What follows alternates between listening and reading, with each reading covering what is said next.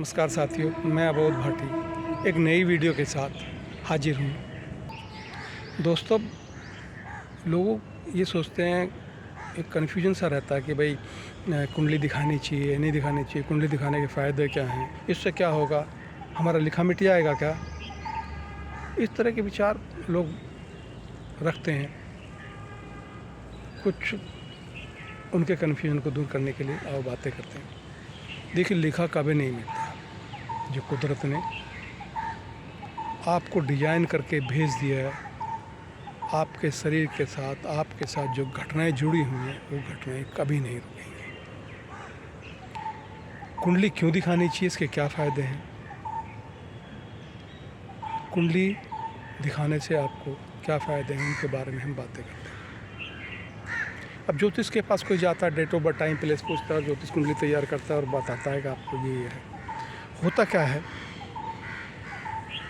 कि आपको, आपके अंदर जो ग्रह हैं, जिनको ग्रह बोलते हैं, 9 ग्रह बोलते हैं, ये 9 तरह की एनर्जी हैं आपके शरीर में।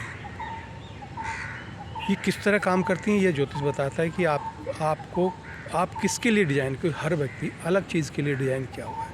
अगर आप दूसरे को देख के कि वो ऐसा है, वो ऐसा कर रहा है, उसके हिसाब से काम करोगे तो परेशान रहोगे। आप किसके लिए डिज़ाइन है, आपको कुदरत ने धरती पे किस काम करने के लिए भेजा है, आप क्या काम करने धरती पर आए हैं।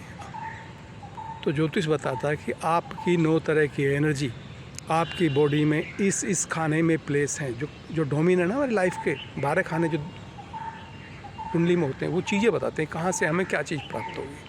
उदाहरण के लिए, दूसरा खाना धन का है, परिवार का। 5वां खाना आपके एजुकेशन का है, 9वां खाना आपके उच्च ज्ञान का है। इस तरह से चीज़ों को, जो चीज़ें पता चलती हैं। तो आप किस चीज़ के लिए डिज़ाइन है, ये 9 तरह की एनर्जी आपके शरीर में किस तरह से काम कर रही है। इसके नेगेटिव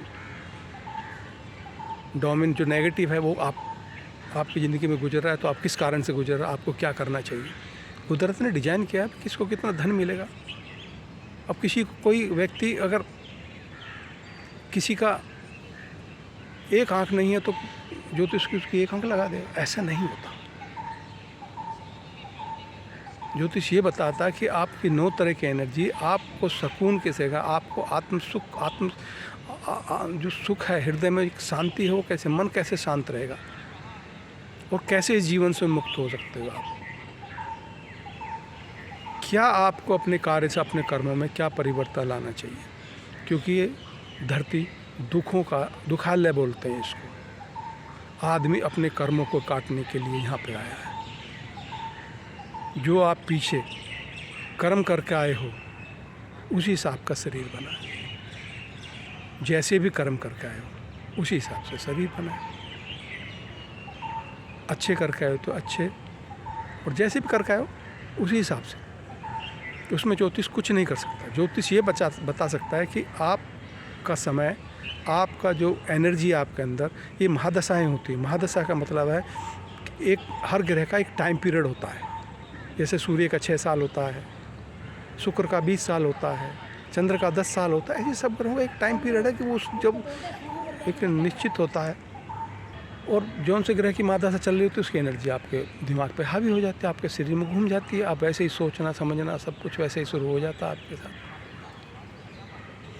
तो कोई भी ग्रह की महादशा चल रही है, किसी ग्रह की अंतर्दशा चल रही है, तो ज्योतिष ये बताता है कि भाई आप जो है, इस समय आपको ये प्रिकॉशन लेनी चाहिए, और आप अपनी सोच को इस तरफ लगाइए। ये इसका पॉजिटिव एस्पेक्ट है। मतलब मैं आपको उदाहरण के लिए बताता हूँ कि पंचम भाव का जो मालिक है, उस ग्रह की महादशा चली, और वो ग्रह आपके लग्न में बैठ गया, या ये कह लो कि वो आपके दूसरे भाव में, धन भाव में बैठ गया। अब आपको करना क्या है, जब ये पंचम भाव का मालिक आपके धन भाव में बैठेगा, तो आपको अपनी वाणी पे एक मिठास, धर्मयुक्त वाणी होनी चाहिए। दूसरा खाना आपके भोजन का है, आपको सात्विक भोजन ग्रहण करना चाहिए। दूसरा खाना आपके परिवार का है, आपको अपने परिवार का ख्याल रखना चाहिए। एजुकेशन का मालिक आपके धर्म भाव में बैठ गया। आप अपने आप को एजुकेशन से, एक अच्छे ज्ञान से हमेशा जोड़े रखिए, कुछ ना कुछ लर्न करते रहिए, तो आपका परिवार, आपका धन खुशहाल होंगे। इस तरह से बताया जाता है। मान लिया छठे भाव का मालिक आपके लगन में आके बैठ गया और उसकी दशा आ गई। छठा भाव तो रोग रिपुरिन का है, मतलब रोग, क्रोध, जो आपने पूर्व जन्म में जिनसे कर्जा लिया था, वो यहाँ से पता चलता है। अब आप तो कर्जा ही हो गए, आपकी लगन में तो कर्जा आके बैठ गया। अब इसका तो देखने में तो ये ऐसी लगता है कि अब इसमें मेरे शरीर पर रोग भी होगा, मुझ पर कर्जे भी होंगे, पर ऐसा नहीं है। इसका पॉजिटिव एस्पेक्ट है कि आप इस सेवा का भी है। आप अपनी बॉडी को, अपने व्यक्तित्व को एक सिस्टम में ढालिए। 24 घंटे मेरे को 24 घंटे को डिवाइड कीजिए, कब सोना है, कब खाना है, कब जागना है। एक्सरसाइज कीजिएगा, टाइम टेबल जीवन का तय कीजिएगा और 3 दुखियों की सेवा में अपना जीवन को लगाइएगा। सेवा भाव लोगों से रखिएगा, उनसे आप कोई भी क्रोध, कोई भी झगड़ा, कोई भी विवाद मत करिएगा। आपके पास ये चल के आएंगे, विवाद आपके पास चल के आएगा, क्रोध आपके पास आएगा। आपको उनका रिफ्लेक्शन नहीं देना, आपको मिरर नहीं बनना है। आपको इस तरह बनना है जैसे एक रेत पे पानी की बूंद गिरती है और पानी की बूंद का पता नहीं चलता। इस तरह से ये समस्या आपके पास आए, आप रेत की तरह काम कीजिए, जो आए टकरा के शांत हो जाएं। जैसे अब आपने सुना होगा ना कि फाइटर जेट चल रहे हैं, 5th जनरेशन फाइटर जेट है, इनको रेडार में पकड़ में नहीं आते, सिग्नल जाते हैं वो पता ही नहीं चलता। तो ऐसे ही जब ये रोग रिपुरिन के सिग्नल आपके व्यक्तित्व में आए, इनका रिफ्लेक्शन नहीं होना चाहिए, एब्जॉर्ब हो जाना चाहिए, वापसी कुछ नहीं देना किसी को, तो बड़ा अच्छा होगा। ज्योतिष यही बताता है कि आपको अपने व्यवहार में इस तरह से परिवर्तन लाना चाहिए।